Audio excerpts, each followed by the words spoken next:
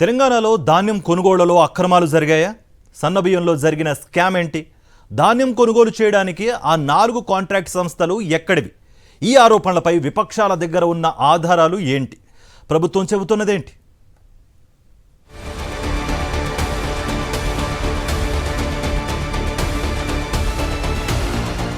తెలంగాణలో ధాన్యం దంగల్ నడుస్తోంది. ఇటు బీఆర్ఎస్ అటు బీజేపీ రెండూ కలిసి అధికార కాంగ్రెస్ ను ఇరుకున పెట్టేందుకు సన్నబియ్యం అంశాన్ని తెరమీదకు తీసుకొచ్చాయి. కాంగ్రెస్ అధికారంలోకి వచ్చి రాగానే భారీ స్కామ్ చేసిందంటూ రెండు పార్టీలు తీవ్ర ఆరోపణలు చేస్తున్నాయి. మొన్నటికి మొన్న బీజేపీ నేత ఏలేటి మహేశ్వర్ రెడ్డి తన దగ్గర ఆధారాలు ఉన్నాయంటూ బాంబు పేల్చితే, తాజాగా బీఆర్ఎస్ వర్కింగ్ ప్రెసిడెంట్ కేటీఆర్ 1000 కోట్లకు పైగా స్కామ్ అంటూ సంచలన ఆరోపణలు చేశారు.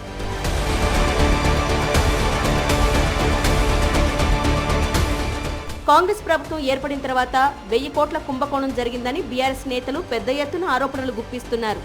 ధాన్యం కొనుగోళ్లు, ప్రభుత్వ పాఠశాలల్లో విద్యార్థులకు మధ్యాహ్న భోజనం కోసం అందించే సన్నబియ్యంలో భారీ కుంభకోణం జరిగిందంటున్నారు. బహిరంగ మార్కెట్లో సన్నబియ్యం 42 రూపాయల నుంచి 45 రూపాయలు అమ్ముతుంటే ప్రభుత్వం 56 రూపాయల 90 పైసలకు ఎలా ఖరారు చేసిందని బీఆర్ఎస్ వర్కింగ్ ప్రెసిడెంట్ కేటీఆర్ ప్రశ్నించారు. ఈ స్కామ్ లో సివిల్ సప్లైస్ శాఖ మంత్రి ఉత్తమ్ ప్రమేయం ఉందంటూ ఆయన సంచలన ఆరోపణలు చేశారు. 15 రోజుల క్రితమే తాము స్కామ్ ను బయటకు తీస్తే ప్రభుత్వం ఎందుకు స్పందించడం లేదని ప్రశ్నించారు. కాంగ్రెస్ అంటే స్కామ్లు అని మరోసారి నిర్ధారణ అయ్యిందంటూ కేటీఆర్ విమర్శలు గుప్పించారు. బీఆర్ఎస్ అంటే స్కీములు, కాంగ్రెస్ అంటే స్కాములు. నిజానికి కాంగ్రెస్ అంటేనే స్కామ్ గ్రేస్ అని పిలుస్తారు. కుంభకోణాల కుంభమేళ జరుగుతుంది తెలంగాణలో ఈ కాంగ్రెస్ వస్తే అనే మాట మేము ఎన్నికల ముందు 6 నెలల ముందే చెప్పడం జరిగింది. ఇవాళ కాంగ్రెస్ పార్టీ పెద్దలు ముఖ్యంగా ఈ రాష్ట్రంలో ఒకటే ఫిలాసఫీ పెట్టుకున్నారు. గల్లీ మే లూటో, ఢిల్లీ మే బాంటో. అంటే ఇక్కడ దోచుకో, గల్లీలో దోచుకో. ఢిల్లీలో అక్కడ ఉండే కాంగ్రెస్ పెద్దలకు, అక్కడ ఉండే వారికి మరి అందులో ఎందుకంటే సామంతరాజులు కప్పాలు కట్టాలి కాబట్టి ఇక్కడ నుంచి అక్కడి వరకు వారు పంపకాలు, సూట్ కేసులు మోయడం ఇవన్నిట్లో బిజీగా ఉన్నారు. 35 లక్షల మెట్రిక్ టన్నుల ధాన్యం సేకరణ పేరుతో 700 నుంచి 750 కోట్లు, మధ్యాహ్న భోజనం కింద 2.20 లక్షల మెట్రిక్ టన్నుల సన్నబియ్యం కొనుగోలు పేరిట మరో 300 కోట్ల రూపాయల స్కామ్ జరిగినట్లు కేటీఆర్ ఆరోపించారు. గురుకులాల్లో కాంట్రాక్ట్ దక్కించుకున్నా సరిగా పనిచేయలేదని కేంద్రీయ బాండార్ అనే సంస్థను 2023లో బీఆర్ఎస్ ప్రభుత్వం బ్లాక్ లిస్ట్ చేసిందని, కాంగ్రెస్ ప్రభుత్వం రాగానే కేంద్రీయ బాండార్ సంస్థ కోసం రూల్స్ ను రిలాక్స్ చేశారని ఆరోపించారు. రైతన్నల ధాన్యం నుంచి విద్యార్థుల అన్నం వరకు అన్నింటి మీద కూడా ఇవాళ కుంభకోణాలకు తెరలేపింది కాంగ్రెస్ ప్రభుత్వం. మరొకవైపు ప్రభుత్వం మాత్రం ధాన్యం కొనుగోలు మీద దృష్టి పెట్టకుండా వాళ్ళు చాలా బిజీగా ఈ ధాన్యం కుంభకోణం మీద దృష్టి పెట్టి మరి స్వయంగా ముఖ్యమంత్రి గారి పేషీ నుంచి పౌర సరఫరాల శాఖ డిపార్ట్మెంట్ నుంచే ఈ కుంభకోణం జరిగిందనేది మాకు వస్తున్న ఇన్ఫర్మేషన్. ప్రభుత్వ ఖజానాకు గండి కొట్టడం, కొంతమంది కాంట్రాక్టర్లకు దోచిపెట్టడం, వాళ్ళు వీళ్ళు కలిసి చీకటి దందా చేసి ఒక 1000 కోట్ల రూపాయల కుంభకోణం ఈరోజు నేను నిర్దిష్టంగా చేస్తున్న ఆరోపణ. అటు బీజేపీ నేతలు కూడా కాంగ్రెస్ ప్రభుత్వాన్ని, మంత్రి ఉత్తమ్ను ప్రశ్నలతో ఉక్కిరిబిక్కిరి చేస్తున్నారు.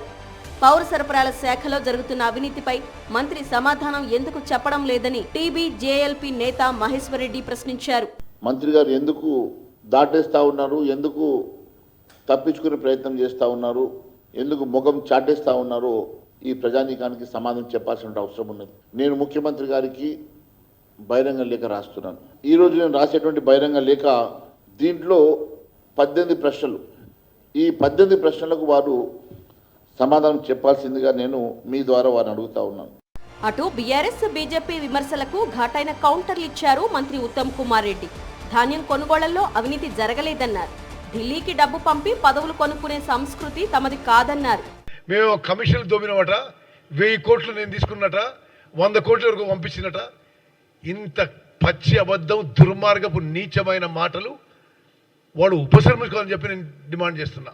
ఢిల్లీకి పైసలు పంపించిండ్రు, మరి వాళ్ళు ఢిల్లీకి పైసలు పంపించి కొత్తగా బీజేపీలో చేరినారు, ఫ్లోర్ లీడర్ పదవి కొనుక్కున్నావు, కానీ మాకు ఆ సంస్కృతి లేదు. ఉత్తమ్ కుమార్ రెడ్డి అసెట్టోడు కాదు. అదేవిధంగా మేమేమి ధాన్యం కొనుగోలు కోసం రాష్ట్రంలో ప్రభుత్వంలో పెద్దల్ని కలిసి బయటనేమో కొనుగోలు విషయం మాట్లాడి లోపల రూమ్లో పోయి వాళ్ళ భూముల విషయం మాట్లాడే సంస్కృతి కూడా మాది కాదు. మరి ఈ విధంగా చేసిన వాళ్ళు పూర్తిగా అబద్ధపు ప్రచారం.